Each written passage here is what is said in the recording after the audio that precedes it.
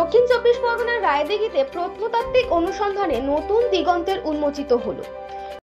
বাংলার স্বাদে বাঙালির সেবায় মা বাসন্তী হোটেল অ্যান্ড রেস্টুরেন্ট, ঠিকানা পোক্তাপুল, নারায়ণগড়, পশ্চিম মেদিনীপুর।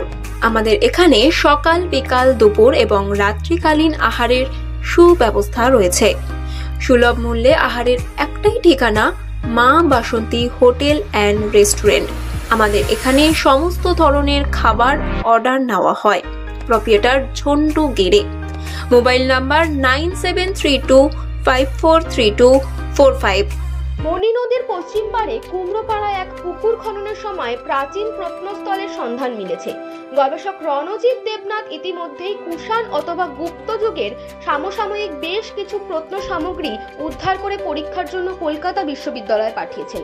উদ্ধার হওয়া সামগ্রীর মধ্যে রয়েছে দাঁত, হরিণের শিং ও হাড়, এমনকি বাইসনের হাড়ের স্পেসিমেন পাওয়ার সম্ভাবনা রয়েছে বলেও জানিয়েছেন, যা সুন্দরবন গবেষণার নতুন আলো ফেলতে পারে। এছাড়াও পোড়া মাটির বিভিন্ন সামগ্রীও পাওয়া গেছে।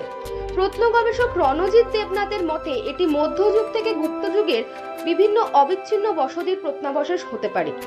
এই আবিষ্কার সুন্দরবনের প্রত্ন গবেষণায় এক নতুন সম্ভাবনা সৃষ্টি করতে পারে। ঠিক কি হয়েছিল দাদা ওখানে? বা আজকে থেকে 7 দিন মতো আগে আমি শুনলাম যে এরকম আমাদের কুমড়োপাড়াতে একটা পুকুর কাটা হচ্ছে। তো পুকুর কাটাতে অনেক কিছু উঠে উঠে আসছে। তো আমি যেহেতু অফিস করি, আমার সময় হয়নি, আমি রোববার থেকে একদিন গেলাম। যেতে গিয়ে আমি তো দেখে অবাক হয়ে গেলাম, ওরা প্রায় 8 ফুট নিচে ওরা তখন কাটছিল। অনেকটা বড় জায়গা। আমি 4-5টা ঘুরে এসে অনেকগুলো জিনিস সংগ্রহ করলাম, দেখে বুঝলাম এখানে একটা প্রাচীন সেটেলমেন্ট ছিল। যখন 8 ফুট গভীরে কাটছে, প্রতিটা কোদালে ক্যাচ করে আওয়াজ হচ্ছে, মানে ওরা তো তোরা বোঝে না, জিনিসগুলো পুরো চৌচির করে দিয়েছে একদম। তার থেকে কিছু উদ্ধার করে দেখলাম যে ওখানে কুষাণ বা কুষাণের আগে পর্যন্ত একটা সেটেলমেন্ট আমরা পাচ্ছি। তবে সেটা বুনো সেটেলমেন্ট, মানে এমন হতে পারে যে ওখানে সিজনাল আসতো আবার চলে যেত। ওখান থেকে পেয়েছি এরকম জালের কাঠি পেয়েছি, এই যে মাটির জালের কাঠি, স্লিং বল পেয়েছি। স্লিং বলে কিছু সিম্বল পাবেন, দেখুন এখানে 3টে সিম্বল আছে। এগুলো তখনকার দিনে স্লিং বলকে চিহ্নিত করতো যে কোন কুমার বানাচ্ছে, তার একটা সিম্বল থাকে। আর এইটা আমার মনে হয়েছে এটা একটা ওজন। তখনকার সময় যে পাল্লা ব্যবহার হতো, এটাকে মানে বাটখারা হিসেবে ব্যবহার করতো।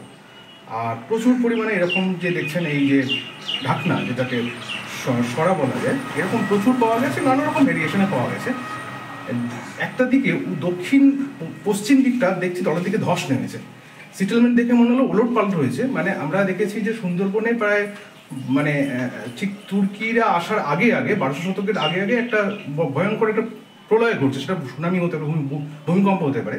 ওখানে থেকে সেটা মনে হয়েছে যে প্রচণ্ডভাবে একটা ওলটপালট হয়েছে, কিছু স্তর উঠে চলে গেছে, কিছু স্তর নিচে নেমে গেছে, গিয়ে একটা জায়গায় পিঠ স্তরে পাচ্ছি। সেখানে আমরা হরিণের হাড় পেয়েছি, হরিণের শিং পেয়েছি, হাড় পেয়েছি, আমরা বুনো মহিষের দাঁত পেয়েছি, শুয়োরের দাঁত পেয়েছি, আর কিছু পাখির ঠোঁট পেয়েছিল, কিন্তু আমি দেখলাম ওরা কেউ নিয়ে চলে গেছে। হরিণের একটা সিংও কেউ নিয়ে চলে গেছে। যদি ওরা পেতাম তাহলে সুবিধা হতো, কী ধরনের ওগুলো ছিল বোঝা যেত সেক্ষেত্রে। আর কিছু গাছের টুকরো পেয়েছে, এখানে দেখবেন ফসিল কিছু কাঠের টুকরো পেয়েছে। দেখে যেটা মনে হয়েছে এখানে পাল, সেন, কুষাণ যুগ ছিল, কিন্তু ছিল প্রিমিটিভ ছিল, মানে উন্নত ছিল না, ওই সময়ের ছিল কিন্তু প্রিমিটিভ ছিল এবং সিজনাল ছিল বলে মনে হয়েছে। যে এগুলোকে নিয়ে কোথাও পাঠিয়েছেন আপনি পরীক্ষা নিরীক্ষা করার জন্য? এইটা দাঁতটার শিংটা নিয়ে আমি ক্যালকাটা ইউনিভার্সিটির কৌশিক বাবুর সাথে কথা বলেছি।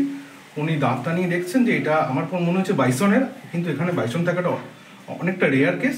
বুনো মহিষ হতে পারে, যেটা ওয়াটার বাফেলো বলে। তো সেইটা এক্স্যাক্টলি করা, তবে একদম এক্স্যাক্ট করা গেছে যে একটা আপনার শুয়োরের, যেটা বুনো শুয়োর আর কি, তার দাঁত পাওয়া গেছে, যেটা চোয়ালের দাঁত পাওয়া গেছে। এটা কি মনে হচ্ছে সুন্দরবনে একটা অন্যতম হতে চলেছে যদি এটা আবিষ্কার করা হয় বা কোনো কিছু আসে কলকাতা ইউনিভার্সিটির রেজাল্টে?